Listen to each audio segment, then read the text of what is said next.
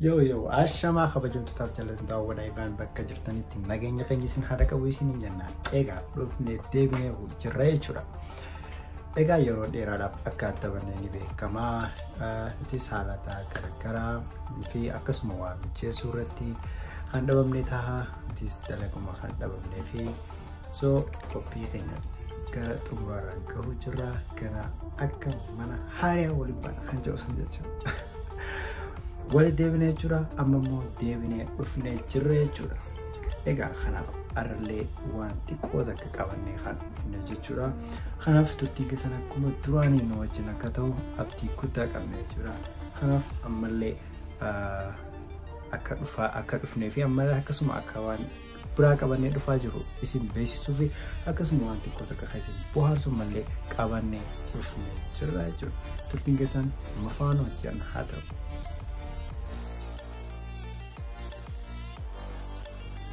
مكاختي في واوند ما دعوتها كنيا فيهم. Hello. Hello. Who's it? It's me. من معي? Who's me? من معي? Hello. أيوة yes hello. Can you hear me? Yes I hear you. Can you hear me? I'm in California dreaming of. You got the wrong number. This is New York. Hello, how are you doing? Good, thank you. How are you? I'm good. Could I have the smoky barbecue pork? Smoky barbecue pork. Good choice. Is it halal? Bruh. What? What? Ask again?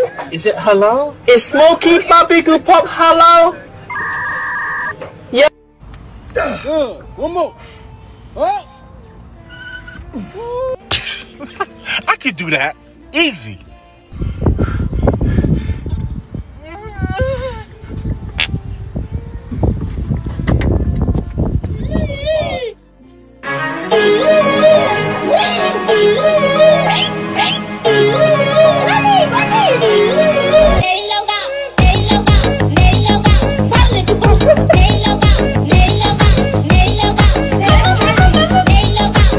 Be strong, nobody's wrong, cause this is my song, and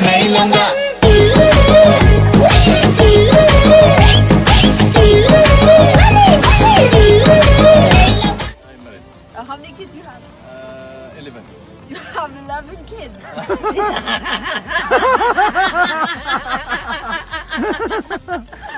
I am every time working, no stopping.